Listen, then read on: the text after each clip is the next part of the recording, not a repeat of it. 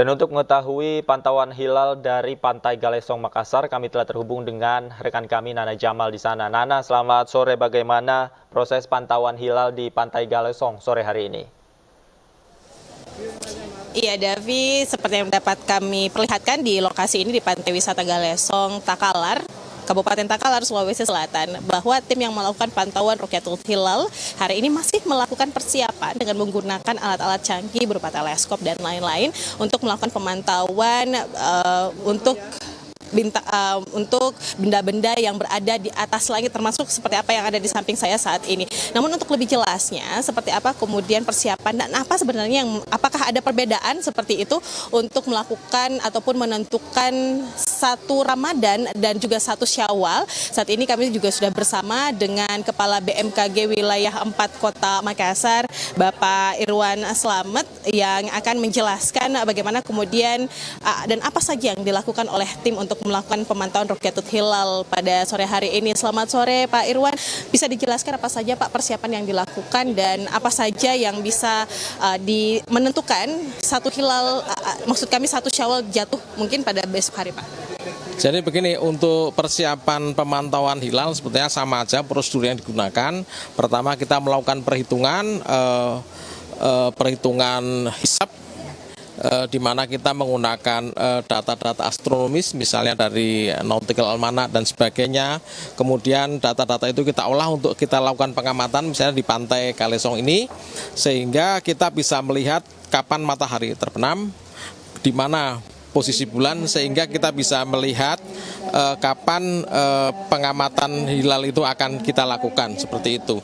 Nah, untuk saat ini kita akan melakukan pengamatan pada hari Kamis 20 April 2023, di mana konjungsi atau ijtima geosentrik itu terjadi pada pukul 12 tadi, bahkan terjadi gerhana, sehingga saat ini kita bisa lakukan pengamatan. Dari perhitungan kita bisa melihat bahwa tinggi hilal sore ini di Pantai Galesong ini adalah sekitar 1 derajat 22 menit. Nah, 1 derajat 22 menit artinya bulan sudah berada di atas ufuk. Tapi ada beberapa kriteria yang ditetapkan oleh pemerintah, misalnya harus 3 derajat dan sebagainya. Setelah kita lakukan perhitungan di seluruh Indonesia, maka tinggi hilal di seluruh Indonesia belum mencapai 3 derajat. Jadi sudah wujud ya di atas 0 derajat, tapi dia kurang dari 3 derajat untuk tempat-tempat di seluruh Indonesia dari Sabang sampai Merauke. Termasuk di Takalar ini itu hanya 1 derajat 22 menit. Jadi keputusan apa yang bisa diambil Pak dengan perbedaan tinggi derajat hilal tersebut? Jadi tergantung keputusan dari pemerintah nanti. Pada saat nanti misalnya ini walaupun 1 derajat 22 menit kita bisa dengan teropong kita bisa melihat hilal, maka kemungkinan besar besok kita udah bisa berlebaran. Tapi kalau saat ini kita tidak bisa melihat hilal walaupun dia udah wujud plus 1 derajat 22 menit, kalau belum, kita serahkan pada sidang isbat nanti, karena data-data dari sini, data-data hitungan maupun data-data observasi hilal akan kita kirim ke Kementerian Agama. Dari pukul berapa nanti Pak akan dilakukan pemantauan dan berapa lama waktu yang digunakan untuk melakukan pemantauan hilal tersebut? Jadi untuk pengamatan nanti kita mulai pada pukul saat matahari terbenam. Ini matahari masih di atas matahari terbenam, jadi nanti sekitar pukul 18:00. Nah, setelah matahari terbenam, bulan akan tertinggal dan bulan akan berada pada ketinggian sekitar 1 derajat 22 menit dan akan berada di atas ufuk 7 derajat 7 menit saja. 7 menit 54 detik saja. Baik, terima kasih Pak. Sepertinya sudah ada panggilan seperti itu untuk melakukan rapat bersama dengan para peserta, dengan para tim yang akan melakukan pantauan Rukyatul Hilal di Pantai Wisata Galesong. Dan seperti yang juga saya sampaikan, David, bahwa di samping saya ini para tim ini menggunakan alat-alat yang canggih. Yang ada di samping saya ini adalah teleskop ekuatorial yang kemudian digunakan untuk melakukan pemantauan benda-benda yang berada di langit, yang pastinya ini selama benda-benda tersebut masih berada di atas langit ataupun tepat berada di atas ufuk, sehingga pergerakan mereka ini dapat dipantau secara otomatis, David, seperti itu. Assalamualaikum warahmatullahi wabarakatuh. Baik, Nana, bisakah Anda perlihatkan kepada kami bagaimana suasana di sana khususnya terkait dengan cuaca? Nana, apakah mendukung untuk proses pemantauan hilal yang akan dilakukan nanti?